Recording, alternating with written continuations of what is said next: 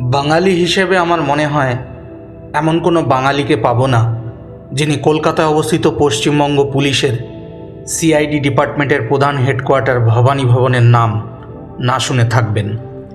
কিন্তু এই ভবানী ভবনের সঙ্গে কোন বাঙালি বিপ্লবী বা কোন স্বাধীনতার সৈনিকের নাম জড়িয়ে রয়েছে আমার মনে হয় আমরা অনেকেই জানি না। তাই আজকে থাকছে সেই মহান বাঙালি বিপ্লবীর কর্মকাণ্ডের জীবন্ত অনুপ্রেরণার কথা, যার নামেই নামাঙ্কিত হয়েছিল পশ্চিমবঙ্গ পুলিশের সিআইডি ডিপার্টমেন্টের প্রধান হেডকোয়ার্টার ভবানী ভবন। ভারতবর্ষের স্বাধীনতা আন্দোলনকে সার্বজনীন করার লক্ষ্যে বিভিন্ন সময়ে বিভিন্ন জায়গায় বিপ্লবীদের দ্বারা ছোট বড় অনেক সংগঠন বিভিন্ন নামে সংগঠিত হয়েছিল। সালটা ছিল 1928।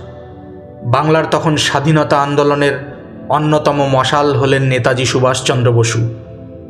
1928 সালের কংগ্রেস অধিবেশনকে সামনে রেখে নেতাজি সুভাষচন্দ্র বসুর নেতৃত্বে গড়ে উঠেছিল দুর্ধর্ষ এক বিপ্লবী সংগঠন, যার নাম দেওয়া হয়েছিল বেঙ্গল ভলেন্টিয়ার্স। সুভাষ বোসের নেতৃত্বে বেঙ্গল ভলেন্টিয়ার্স খুব অল্প সময়ের মধ্যেই চারিদিকে আলোড়ন তুলে দিয়েছিল। তাবড়তোড় বিপ্লবী নেতারা ছিলেন এই বেঙ্গল ভলেন্টিয়ার্সের সদস্য।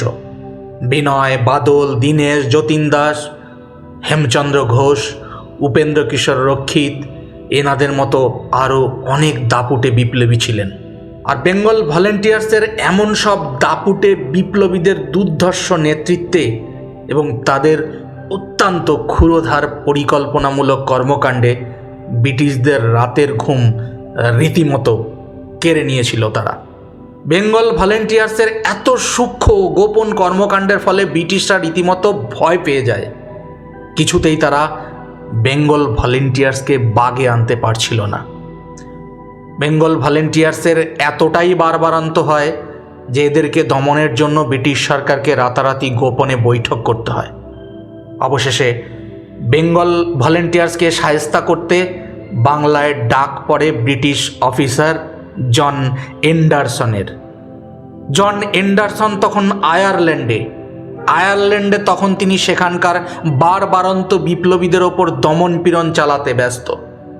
আর আয়ারল্যান্ডের বিপ্লবীদের ওপর এই দমনপীড়ন চালিয়েই কিন্তু এন্ডারসন দমনপীড়নের জন্য এতটা কুখ্যাত হয়েছিলেন যে বাংলায় বাড়তে থাকা বেঙ্গল ভলেন্টিয়ার্সের বৈপ্লবিক কার্যকলাপে ভীত এবং সন্ত্রস্ত হয়ে ব্রিটিশ সরকার এক প্রকার বাধ্য হয়েই বাংলার দায়িত্ব তুলে দেয় এই এন্ডারসনের হাতে।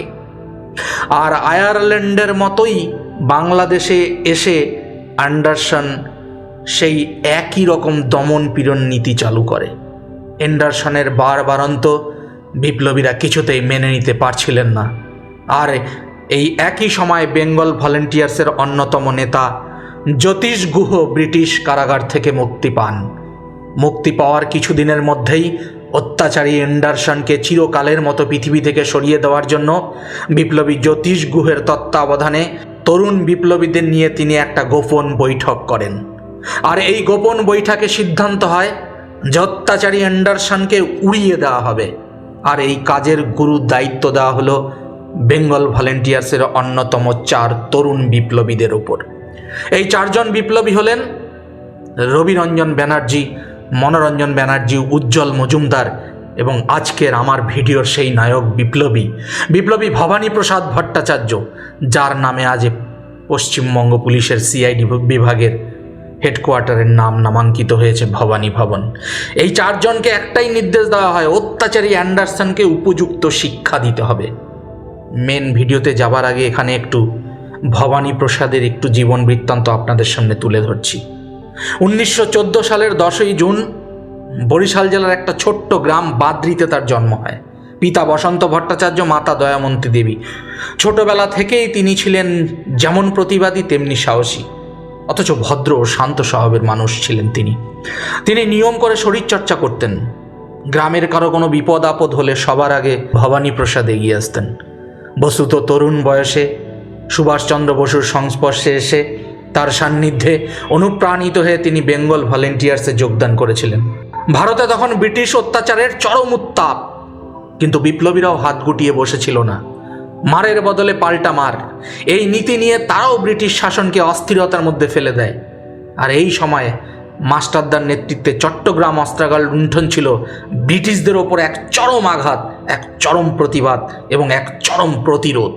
কিন্তু শেষ রক্ষা হয়নি, মাস্টারদার ফাঁসি হয় 12ই জানুয়ারি 1934 সালে। ব্রিটিশ সরকার ভেবেছিল এমন দমনপীড়ন চালিয়ে আর একের পর এক বিপ্লবীদের ফাঁসিতে ঝুলিয়ে বাংলার বিপ্লবীদের দমন করা যাবে, কিন্তু বাস্তব ছবিটা ছিল সম্পূর্ণ উল্টো। ফাঁসির মঞ্চ, ফাঁসির দড়ি চুম্বন করে দেশমাতৃকার পরাধীনতার শৃঙ্খল মোচনের জন্য হাসি মুখে শহীদ হয়ে এই দামালরাই ব্রিটিশ শাসনকে সেদিন কাঁপিয়ে দিয়েছিল। সরকারি সূত্র থেকে জানা যায় যে কেবলমাত্র বাংলাতে 41 জনকে ফাঁসিতে ঝোলানো হয়েছিল। তবে ব্রিটিশ সরকার সেদিন হাড়ে হাড়ে টের পেয়েছিল যে বাংলার বিপ্লবীদের রক্তে সর্বনাশের নেশা লেগেছে, কারণ বিপ্লবীদের তখন নীতি ছিল তোমাকে মারব তারপর আমি মরব। এদের দমন করা অত সহজ নয়। যাই হোক, আমরা ফিরে যাই সেখানে। এন্ডারসনকে পৃথিবী থেকে সরিয়ে দেবার পরিকল্পনা মাফিক সেই নামাঙ্কিত 4 জন বিপ্লবী, যথাক্রমে বিপ্লবী ভবানী প্রসাদ ভট্টাচার্য, রবিরঞ্জন ব্যানার্জি, মনোরঞ্জন ব্যানার্জি এবং উজ্জ্বল মজুমদার এসে উপস্থিত হলেন দার্জিলিংয়ে। এন্ডারসন তখন দার্জিলিংয়ে কোনো এক রেস কোর্সের অনুষ্ঠানে সেদিন তার যাওয়ার কথা ছিল।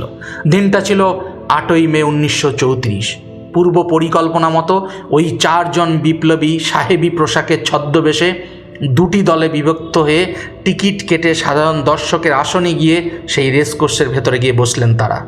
সাথে নিলে একটা হারমোনিয়াম, কারণ ওই হারমোনিয়ামের মধ্যেই লুকানো ছিল তাদের অস্ত্র, পিস্তল। এন্ডারসনকে নিশ্ছিদ্র নিরাপত্তা বলয়ে বেষ্টন করে রেখেছে পুলিশ ও মিলিটারি। একটা মাছি গোলবারও জো নেই। ভবানী প্রসাদ তার অনুষঙ্গীকে বললেন, যেভাবেই হোক এন্ডারসনকে পুলিশ যেভাবে মিলিটারি ঘিরে রেখেছে তাতে খুব কম সুযোগই পাওয়া যাবে গুলি করবার। তিনি তার অনুষঙ্গীকে বললেন, প্রথমে আমি গুলি চালাচ্ছি, তুই অন্য দিক থেকে গুলি কর।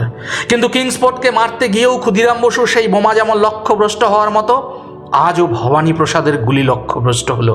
এন্ডারসন কোনো রকমে তার সেই মহিলা স্টেনোগ্রাফের পেছনে গিয়ে লুকিয়ে পড়লেন, আর ফলস্বরূপ গুলিবিদ্ধ হলেন সেই মহিলা স্টেনোগ্রাফার।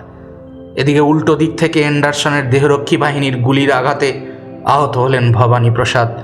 আহত ভবানী প্রসাদ এবং রবিরঞ্জনকে গ্রেপ্তার করল পুলিশ। সেই সাথে ধরা পড়লেন অন্য 2 জন বিপ্লবী, মনোরঞ্জন ব্যানার্জি এবং উজ্জ্বল মজুমদারও। বিচারের 2 মুখ্য ধারায় ভবানী প্রসাদ এবং রবিরঞ্জনকে আদালতে মৃত্যুদণ্ড দেওয়া হলো, মনোরঞ্জনকে অন্য ধারায় মৃত্যুদণ্ড দেওয়া হলো, তবে উজ্জ্বলকে যাবজ্জীবন কারাদণ্ড দেওয়া হয়। পরে আদালত রবিরঞ্জন ও মনোরঞ্জনের মৃত্যুদণ্ড তুলে নিয়ে তাদের যাবজ্জীবন কারাদণ্ড দেয়। শেষ সুযোগ হিসাবে ভবানী প্রসাদকে ব্রিটিশ সরকার সেদিন বলেছিল, তুমি যদি ভুল স্বীকার করো তবে তোমার মৃত্যুদণ্ড না হয়ে কম শাস্তি হবে। কিন্তু উত্তরে এই অকুত ভয় বাংলার সেই তরুণ বিপ্লবী ভবানী প্রসাদ সেদিন বলেছিলেন, সুযোগ পেলে ভারত মাতার সম্মান লুণ্ঠনকারী অত্যাচারী এন্ডারসনকে গুলি করে মারব। স্বভাবত কারণে বিচার চলতে থাকে এবং অবশেষে 1935 সালের 3রা ফেব্রুয়ারি বাংলাদেশের রাজশাহী জেলার কেন্দ্রীয় কারাগারে বন্দে মাতরম ধ্বনি দিয়ে হাসি মুখে ফাঁসির মঞ্চে ফাঁসির দড়িতে চুম্বন করে জীবনের জয়গান গেয়ে গেলেন। শহীদ হলেন সেই ভারত মাতার তথা বাংলার এই বীর বিপ্লবী সন্তান।